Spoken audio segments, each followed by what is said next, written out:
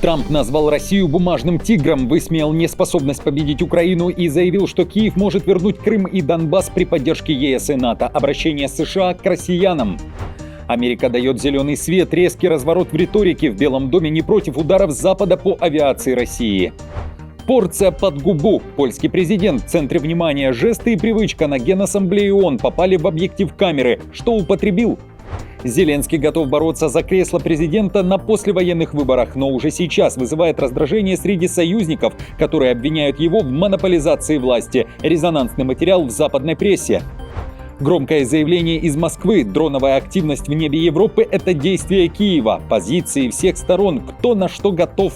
Атака с политическим подтекстом в Германии. Начато масштабное расследование. Кто пытался устроить ЖД-катастрофу? Украина перестраивается на новый этап войны и готовится к сокращению иностранной поддержки. Среди украинцев тают надежды на то, что война закончится в этом году. Об этом и не только. Досмотрите. Всем привет, это «Время Прядко», коротко, четко и по делу о том, о чем говорят в мире. Если вам есть что сказать, делитесь своими мыслями и отвечайте на мои вопросы в комментариях. За лайк и подписку буду благодарен. Время начать. Привычка и жесты, которые привлекли внимание на Генассамблее ООН. Польский президент Навроцкий, сидя в главном зале заседаний, на виду у камер не обошелся предположительно без жевательного табака. На кадрах видно, как во время перерыва помощник или охранник передал Навроцкому коробочку. Президент сначала спрятал ее в карман пиджака, а позже положил ее содержимое себе под губу. Польская оппозиция уже раскритиковала Навроцкого, в частности лидер левых и депутат Сейма Томаш Трела запостил это видео в своих соцсетях, назвав поведение Навроцкого полным позором. Это не первый подобный скандал с Навроцким. Еще будучи кандидатом в президенты, он, прикрываясь свободной рукой, положил что-то в рот прямо во время теледебатов со своим оппонентом, мэром Варшавы Трzaskowskim. В СМИ после этого случая начались спекуляции, Навроцкого заподозрили в зависимости. Но тогда еще кандидат в президенты объяснил, что ничего запрещенного он не принимал, а просто взял никотиновую резинку. Польша открывает границу с Белоруссией. В ночь на 25 сентября возобновят работу все погранпункты, которые Варшава закрыла около 2 недель назад из-за российско-белорусских военных учений «Запад-2025». Об этом сообщил премьер-министр Туск. По его словам, завершение маневров снизило уровень угроз, но если напряженность со стороны Минска возрастет, то Польша готова вновь закрыть границу. А пока польская граница была закрыта, со стороны Белоруссии случился транзитно-транспортный коллапс. Более 130 товарных поездов из Китая застряли в Беларуси. По данным СМИ, даже если погранпереходы будут открыты в ближайшее время, расчистка накопившихся грузов и поездов, которые уже находятся в пути, займет около недели. По данным логистической компании New Silk Road Intermodal Sichuan, большинство поездов сейчас стоят в Бресте, городе на юго-западе Беларуси недалеко от польской границы. Компания специализируется на перевозках по железнодорожному коридору China-Europe Railway Express. Большая часть поездов этого маршрута, являющегося важным звеном мировой торговли, достигает Европы через польский грузовой хаб в Малашевичах. Решение польских властей закрыть границу с Беларусью фактически перекрыло транспортный коридор и нарушило привычный поток торговли. Новая атака на железные дороги Германии. Полиция проверяет политический след. Главной целью стала инфраструктура Deutsche Bahn, пишет Шпигель. В федеральной земле Северной Рейн-Вестфалия неизвестные в 2 местах повредили кабели на железнодорожных линиях. Сначала возле Аахена, а затем у Хайнсберга, где из-за повреждений вспыхнул пожар. Немецкая пресса напоминает, что серия подобных атак продолжается уже несколько лет. Накануне под Дюссельдорфом неизвестные также парализовали один из участков дороги. Власти исключают техническую неисправность, речь идет об умышленных действиях. Железнодорожная инфраструктура Германии оказывается практически беззащитной, пишет Шпигель, а немецкие исследователи намекают, что речь может идти о саботаже с политическим подтекстом. В понедельник стало известно о предполагаемом акте саботажа на значительно более загруженном участке пути Дюссельдорф-Кёльн. Неизвестные вскрыли подземный кабельный колодец и перерезали все кабели с помощью угловой шлифовальной машины. Это привело к отключению стрелочного перевода в Леверкузене и атаке на важную магистраль Север-Юг вдоль Рейна. И не утихают в Европе истории с дронами и самолетами. Накануне Норвегия заявила о 3 эпизодах нарушения воздушного пространства и обвинила в этом Россию. Об этом заявил премьер-министр страны Йонас Гар Стере. Он утверждает, что инциденты произошли весной и летом этого года с участием российских истребителей Су-24, Су-33 и самолетов Л-410 «Турболет». Во всех случаях, как заявляет Осло, нарушение границы длилось от 1 до 4 минут. Однако пока не ясно, были ли эти действия преднамеренными или стали результатом навигационных ошибок, говорит глава норвежского правительства. В любом случае, это неприемлемо, подчеркнул Стере. В НАТО же готовы сбивать российские самолеты-нарушители, но все зависит от конкретной ситуации. Об этом заявил генсек Альянса Рюте. Он уточнил, что НАТО будет принимать решение о применении силы, исходя из разведданных об уровне угрозы. Мы всегда будем обеспечивать защиту и сдерживание там, где это необходимо. Мы оборонительный альянс, да, но мы не наивны. Мы видим, что происходит, намеренно это или нет. Если не намеренно, то это вопиющая некомпетентность. Но даже если это некомпетентность, мы все равно обязаны защищать себя. В то же время в России вновь отвергает любую причастность к инцидентам с дронами в европейском небе. В России считают, что к этому причастна Украина. Ну вот и дождались. Дроны уже летают над Норвегией и Данией. Запад и НАТО в первую очередь должны отдавать себе отчет в том, что, поощряя и подпитывая дронную активность киевского режима, они фактически подталкивают его к дальнейшему расширению дронового терроризма, в том числе на собственной государственной территории. Швеция же призывает Европу готовиться к военным временам. В Минобороны страны заявили о необходимости усиления подготовки к вооруженному конфликту в связи с угрозой со стороны России. Россия, как вы помните, отвергает все заявления европейцев о возможной большой войне. Украина перестраивается на новый этап войны, при котором иностранная поддержка сокращается. Об этом пишет Рейтер со ссылкой на свои источники в Украине. И пишет, что страна сталкивается не только с неудачами в вопросе санкций и сокращением помощи США, но также может потерять часть поддержки других союзников в Европе. Зеленский, по данным издания, должен говорить о санкциях против России на Генассамблее ООН. При этом Рейтер также пишет, что среди украинцев тают надежды, что война закончится в этом году. Надежды Киева на введение жестких новых санкций США против России угасают, и новый прагматизм в Украине делает поездку Зеленского менее напряженной, чем некоторые предыдущие визиты в США, с учетом уроков, извлеченных из февральского конфликта в Белом доме. Только 18% украинцев считают, что боевые действия могут закончиться в этом году, и чувство неопределенности в отношении будущего пронизывает Украину, отметил Антон Грушецкий, глава Киевского международного института социологии. Война в тупике. Заявление представителя российской стороны экс-главы Роскосмоса, сенатора РФ Рогозина, накануне активно обсуждали в СМИ. Он заявил, что украинцам и россиянам не просто воевать. Война дронов изменила все прежние правила и привела к ступору. Давайте послушаем. А если техника появляется, любая военная, в зоне 20 километров ближе к линии боевого соприкосновения, она будет сожжена. И нами у них, и у них у нас. Вот и все. Вот он тупик-то в чем? Значит, в чем проблема позиционной войны? То есть силы примерно равны, да, по оснащенности, по подготовленности, извините, даже по мотивации.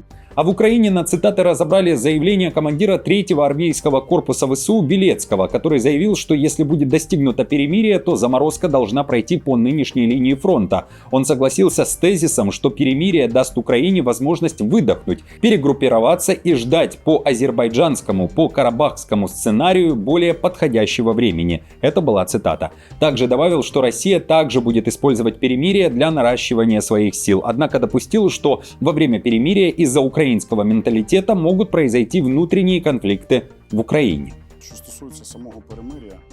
Что касается перемирия, это чрезвычайно сложный вопрос. Безусловно, я считаю попытки разведения войск на 15-40-километровые зоны и тому подобное ужасным абсурдом. Потому что россияне, даже если бы они начали отводить свои войска от линии боевого соприкосновения, будут отводить их по нашей территории. А мы будем отводить свои войска на 15 или 40 километров по нашей же территории.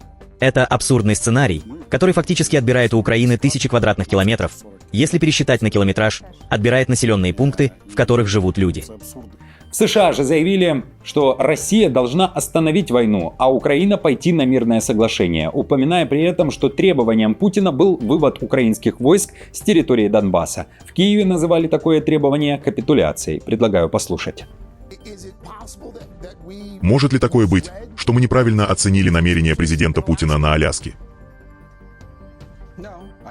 Нет. Я думаю, мы всегда знали, что его намерение – захватить Донецкую область, и он открыто это заявлял. Надежда в том, что мы – единственная страна в мире, которая может говорить с обеими сторонами конфликта, Украиной и Россией, и все поощряют нас играть эту роль. В какой-то момент эта роль может закончиться. Но это не от нас зависит завершение войны. Россияне должны остановить войну, а украинцы должны согласиться на мирное соглашение. Президент выразил, что это будет его приоритетом, и так оно и есть. Никто не может утверждать, что это не было приоритетом. Как воспринимаете слова Рубио? Друзья, традиционное время для того, чтобы вы оставили свой комментарий под видео. Не устаю говорить вам всем спасибо за поддержку лайком. Это ценно, важно и заметно. А я продолжаю. Встреча Зеленского и Трампа состоялась, была короткой и с несколькими главными заявлениями. Трамп заявил, что страны НАТО могут сбивать самолеты России при нарушении воздушного пространства. А еще заговорил о завершении войны. Говорит, конца не видно. Прогноз, по его мнению, такой. Давайте послушаем. Наибольший прогресс в том, что российская экономика находится сейчас в очень тяжелом положении, а Украина успешно сдерживает мощную армию. Это важная ситуация, потому что все думали, что война закончится за 3 дня, но благодаря украинским военным, благодаря участию всего общества, она продолжается уже 3 года. Для России это далеко не лучший сценарий. Они рассчитывали на быструю победу, а война затянулась. Бои продолжаются тяжелые, и, похоже, они не скоро остановятся. Зеленский же заявил, что на Россию надо давить, и поднял вопрос санкций, как ранее и прогнозировала западная пресса. Во времена, когда идет война, нам, конечно, нужно больше давления, больше санкций. И при поддержке США и Европейского Союза мы полностью поддерживаем вашу идею, господин президент, о том, как остановить закупки российской нефти и газа отдельными европейскими странами. А уже после Трамп обрушился с критикой на Россию. Он заявил, что эта страна – бумажный тигр, и если бы она была по-настоящему военной державой, то могла бы выиграть эту войну меньше, чем за неделю. Кроме того, он допустил, что при поддержке ЕС и НАТО Украина сможет выйти на границы 1991 года и даже пойти дальше. В своем невероятно большом посте в соцсети True Social Трамп обратился и к россиянам. Вот как звучит его послание. Когда люди в Москве и других великих городах, поселках и регионах России узнают, что на самом деле происходит с этой войной, о том, что им почти невозможно достать бензин из-за огромных очередей, и обо всем остальном, что происходит в их военной экономике, где большая часть денег уходит на войну против Украины, страны с великим духом, которая только крепнет. Украина сможет вернуть себе свою страну в ее первоначальных границах, и кто знает, может даже пойти дальше. Путин и Россия оказались в серьезных экономических трудностях, и именно сейчас для Украины настало время действовать. Как оцените такое заявление и такой градус от Трампа, друзья? Оставьте свое мнение также под этим видео, а далее о критике Зеленского. Зеленский будет бороться за второй срок президентства, но в его партии и на Западе растет недовольство. Об этом пишет издание «Политика». Авторы материала уточняют, что в президентской фракции «Слуга народа» и среди западных союзников нарастает раздражение стилем правления Зеленского и попытками монополизировать власть. Авторы материала со ссылкой на депутатов пишут, что недовольство связано с крайне персонифицированным стилем управления и тем, что президент пренебрегает парламентом. Особое возмущение вызвала попытка летом подчинить независимые антикоррупционные агентства генеральному прокурору. Шаг, который, как признают сами депутаты, был навязан администрацией, но обернулся протестами и жестким предупреждением Европы о демократическом откате. По данным «Политика», политические оппоненты давно жалуются, далее цитата, на популистскую нетерпимость Зеленского к ограничениям и сложностям, необходимым для управления демократией, и на его врожденную чувствительность к критике. Его защитники, однако, отмахиваются от этих жалоб, утверждая, что война требует твердой и решительной руки. Конец цитаты. Далее также цитата из материала издания о том, что еще раздражает Зеленского. Его гневная тирада против тех, кто, по словам Зеленского, выступает против Украины, лишь усилила напряженность, которая, по описанию депутатов, ощущалась на встрече. Ссылаясь на сообщения о коррупции и нарушениях прав, президент заявил в воинственном тоне, что украинцы, говорящие что-либо негативное о ситуации в стране, отвлекают внимание от того, на чем оно должно быть сосредоточено на военных усилиях и укреплении поддержки от иностранных союзников. В Украине заговорили о водном перемирии. Киеву просто необходимо обратиться к жителям той части Донецкой области, которая подконтрольна России и где сложилась критическая ситуация с водой. Такое мнение выразил Петр Андрющенко, мариуполец, который возглавляет Украинский центр изучения оккупации. Он считает, что украинским властям в противовес российским необходимо показать, что им не все равно на украинцев, которые сейчас живут под контролем РФ. Во-первых, мы должны настаивать на том, что это действительно кризис, что кризис усугублен войной, и что мы, как страна, готовы спасти наших людей. Для спасения наших людей можно, например, объявить водное перемирие на территории, где проходит канал Северский Донец, в котором, собственно, и кроется причина проблемы. Мы готовы, как сторона, заботящаяся о своих гражданах, находящихся в оккупации, о чем не могут позаботиться россияне, провести инвентаризацию оборудования с нашей стороны. Если россияне позволят, то и с их стороны тоже, потому что специалисты у нас есть. Если нет, пусть они с той стороны, по линии фронта, которую они контролируют, проводят обследование оборудования. Друзья, на этом все. Спасибо вам за просмотр. До встречи уже завтра. Не забудьте подписаться на канал и поставить лайк этому видео. А я напомню, что новости за неделю собраны в плейлист. Переходите и смотрите. До встречи.